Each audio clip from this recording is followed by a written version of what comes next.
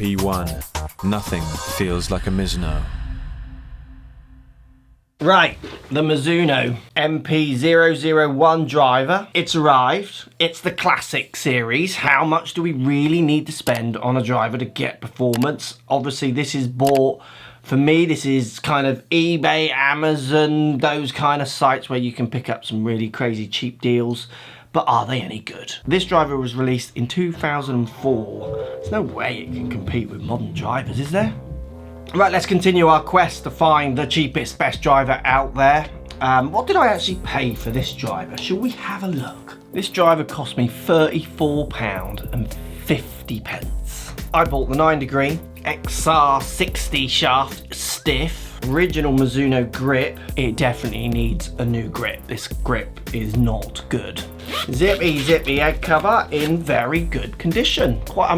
They've looked after that head cover well. We're gonna go outside and test the numbers on this club soon. First things that are interesting with this, I think it's a 400cc driver, but when I look online it says 460, so post comments down below. I just had, let me check here, Mizuno on the line yesterday were talking to me when I posted a picture of this driver saying, who remembers this one? So basically there was a 400 and a 460 release, and I'm gonna guess I've got the 400 here because it does look smaller. So there was a 400 and then a 461 release. That's the head size, cc of the head.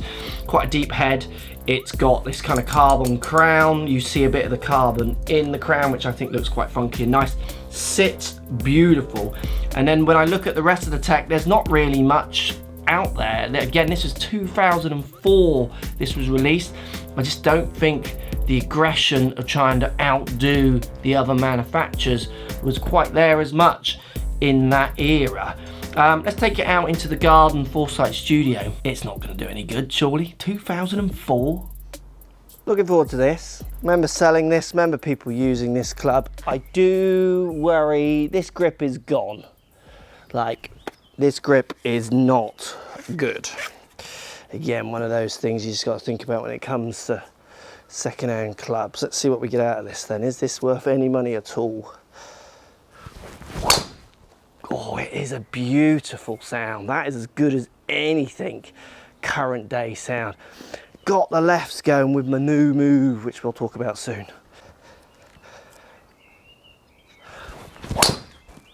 Totally does sound good as, and that is straighter, and that is a bomber. That's an eBay Brammer.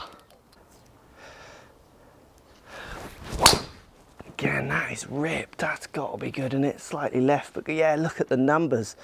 Wowzers. It's a beautiful shape, small little head, sits so square.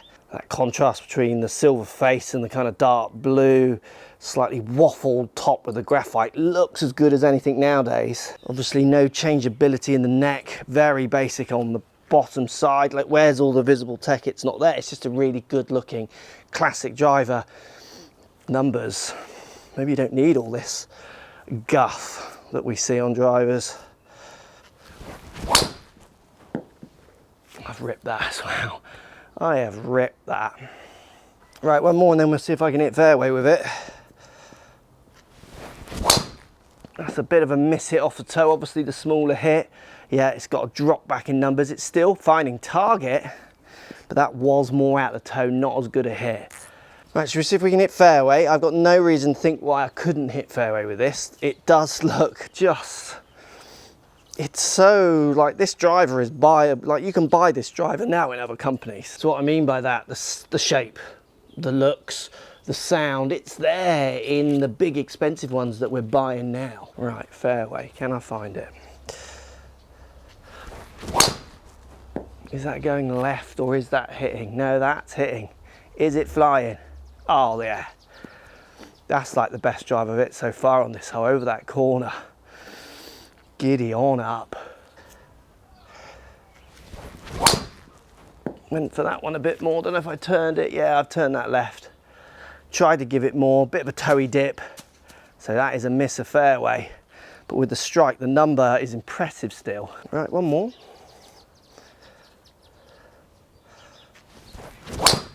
That's got to be fairway. That felt good. Not as long. Is it carrying? Yes, it is. That's 2 out of 3. The second one there being me. Who made this? That was a lot of fun. That is a good club. Numbers time. How did this club perform? So interesting numbers here. I started off with a 250 carry. So not my best strike or shot in a long row. I struck it all right, but I was way out to in, and the face was actually close to the path. Just like a bit of a miscue, to be honest. And then I got it up to a 268, and then a 271 and a 269.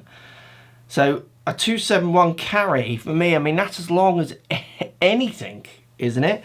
Average spin 2,000, lowest spin at 1.6, highest spin up there at 2.4. So really, I mean, if you were to deselect my 2 not best deliveries, you're carrying an average of 270. That's amazing, isn't it? That is performing so well. Launching good, spinning low, tight tolerances in spin, and carrying, averaging 263 with 2 pretty average hits in there. Now, if we look at the fairway balls, I catch with the fairway data for this one, averaging 262 carry. 267 maxing out and a 255 on my last one. Again, I think that was the one that missed the fairway, was it not? Was that the one did I pull that one left? Yeah, pulled that one. Oh no, I hit that straight, just a little bit cutty. A little bit of a weak kind of patty cut. Again, spinning, averaging 2.3 when trying to hit the fairway. Another interesting point in here, look at the 2 sets of spins. I know it's small data capture, but it's interesting, isn't it? There's 300 revs between those 2 batches of driver, and it's the same driver. It's just the situation has slightly changed and the amount of shots has slightly changed. If I take out my 2 miss hits on the, so we've got the same amount of shots on each batch, again, it's 300 revs difference in the same club. Yet people want to debate 300 revs, like, stop it please online, it's so dull. That's doing so well. I posted an image of this on my Twitter and Instagram. The love for this club was big, and I can totally see why. £34 was it? £34.50. Good head cover, great numbers, grip needs changing, put a tenner on it. 45 quid driver, and that is doing super well. We don't know where golf will end up. We don't know if anyone can afford memberships when we get out of these lockdowns. We don't know if golf clubs will be there. These are some good options of drivers for people who still want to have fun playing golf. Post comments down below, let me know what you think. Maybe as we do more of these, should we do a big compare at the end of all the ones we've tested, because that is shorter than R11 that I tested the other day. Sorry to interrupt everyone. It's actually 12 yards further than the R11 from the other day. As you were. Maybe check the link for the video, it'll hopefully appear up in one of these corners. But obviously that was different day testing. I'm performing differently across different days. So we will maybe, if you want to, in that comments down below, let me know, do you want to see a big compare of all these old ones we've tested? And if there's a driver you want me to test, is there another one you want me to go and have a look at? In that comment section down below, let me know. I'll try and get my hands on it and we can test it and see how it fits in. This is interesting times, isn't it? That is amazing numbers from a driver and a company that is not known for producing drivers that any of you really test or buy. That was in 2004, and I'm able to get a 270 carry on it if you take out my miss hits. That's impressive.